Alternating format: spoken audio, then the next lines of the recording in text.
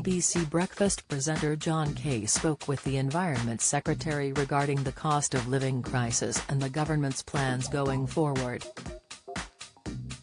The presenter asked Eustice what he thought of the recent report from the OECD, Organisation for Economic Cooperation and Development, as well as the new figures the UK economy had fallen by 0.3%.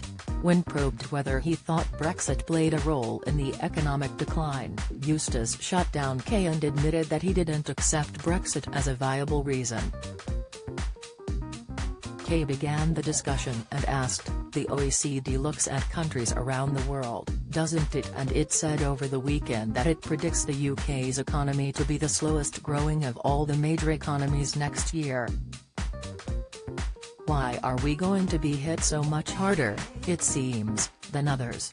Eustice responded, "Well, I haven't seen that OECD report, but different countries are affected in different ways at different times. We actually have a stronger economy than most of the rest of the world and strongest in the G7 as we came out of the pandemic.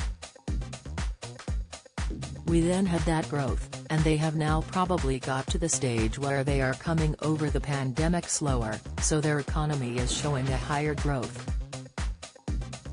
But the world economy at large is going to be affected by these headwinds that we have with inflationary pressure." Probing the Environment Secretary, Kay bluntly replied, "Brexit? I don't accept that Brexit is a factor in this," Eustice exclaimed. "Because we are seeing trade continue, and actually the big problems that businesses are facing are some labor shortages and some inflation. That is happening right across Europe, and it is happening in the US as well. Globally, economies are finding there is a shortage of labor. It is mainly that price of gas and oil, those energy costs that are eating into our margins and affecting people's investment decisions." Kay and co-host Sally Nugent previously spoke to Henry Dimbleby, lead for the National Food Strategy Review in the show, where he hoped the government would be bold with their plans to help the food shortage. He told them, "I am hoping that the Health Secretary will be bold and brave in a different political context and act to break that junk food cycle. I hope we get away from this narrative of personal responsibility and education, which is important, but it isn't going to get us out of the hole we are in." Eustice touched on what Dimbleby had to say and hit back at the criticism the Health and Environment Secretaries had received. "I don't accept it. I have spoken to Henry Dimbleby over the weekend, and actually, he welcomes the vast majority of this, not least because it is what he proposed.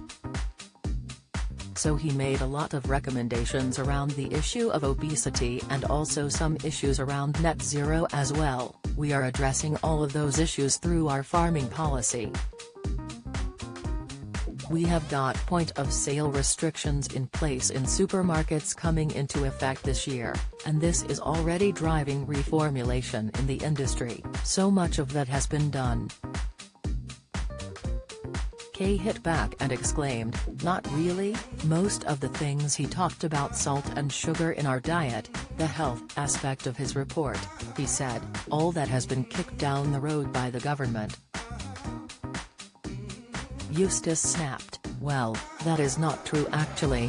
What has happened is we have introduced point-of-sale restrictions for foods that are high in salt, fat or sugar.